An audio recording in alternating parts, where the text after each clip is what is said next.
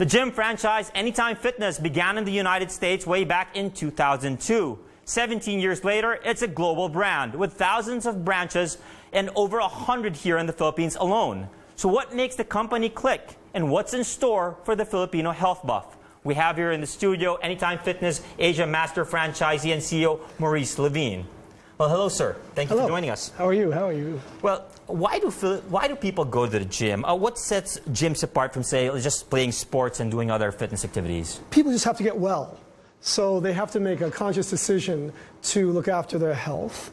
And the gyms are an easy way. Get inside the gym, do your workout, have fun, maybe do a class or two. Assign yourself a personal trainer, and they can help you on your transformational change over time.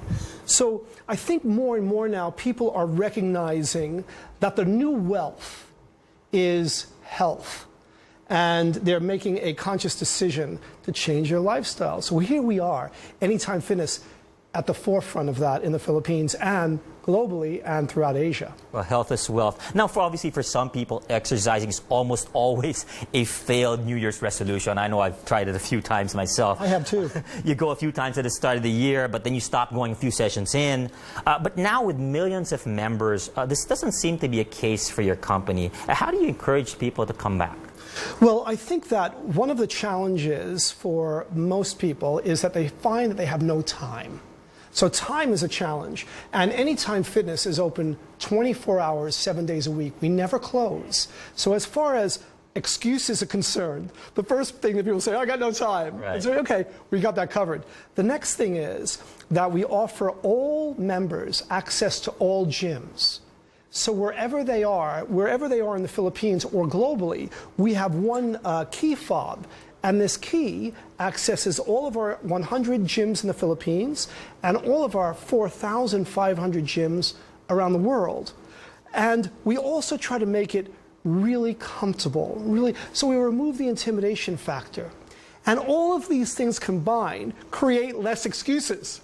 Right. But people will still make excuses. Yeah, I know. I've made a few myself. We all have. You know, making sure that it's 24/7 definitely helps, and access anywhere I think sounds really good. What are the plans next year, both here in the Philippines and across the world? I mean, how many gym locations are you targeting to set up in the coming years? Here's what's amazing. We just started. So the penetration rate of gym goers in Philippines, crazy as it sounds, is under 1%. Wow. So it means 99% of Filipinos do not have a commercial gym membership. So our job is to try to make gyms convenient, comfortably affordable, within walking distance from where you work or where you live, and to give people great amenity, great service, and great equipment, and to make it just easy as possible.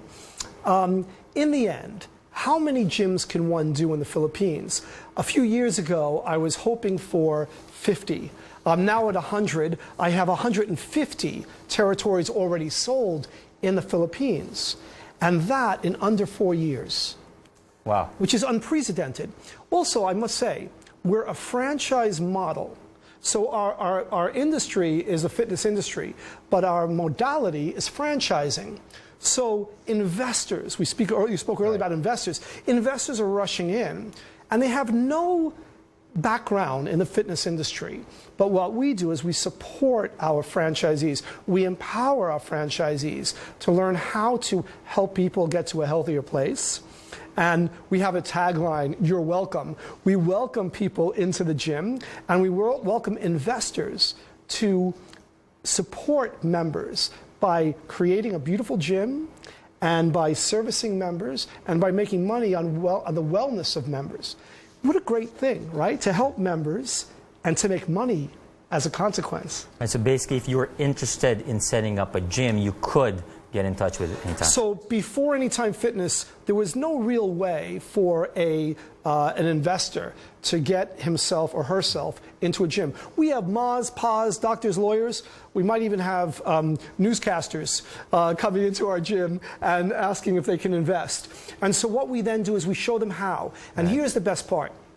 The best part is we have a 0% closure rate. That's pretty good. Well, do you think gyms are here to stay? How do you think the industry will evolve with incoming technologies in the future, and perhaps how people exercise in general? Gyms are not just here to stay, they're growing at an amazing rate.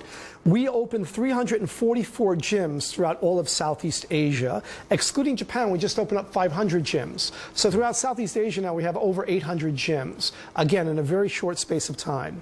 And technology is an enabler. So we have the best app.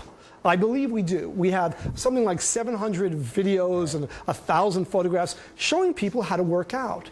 All right. But all of that aside, all of the technology aside, it begins by making a choice. And even if you don't go to the gym, get up and move. Right. And make lifestyle changes and do it over time. And then you see how well you are, how well you feel, and then life begins to change. Well, that all sounds good. Thank you very much for joining us on the show. My pleasure. My honor to be here. Thank you. And that's the bottom line. I'm Mike Kalimurong. Thanks for watching Business Roundup.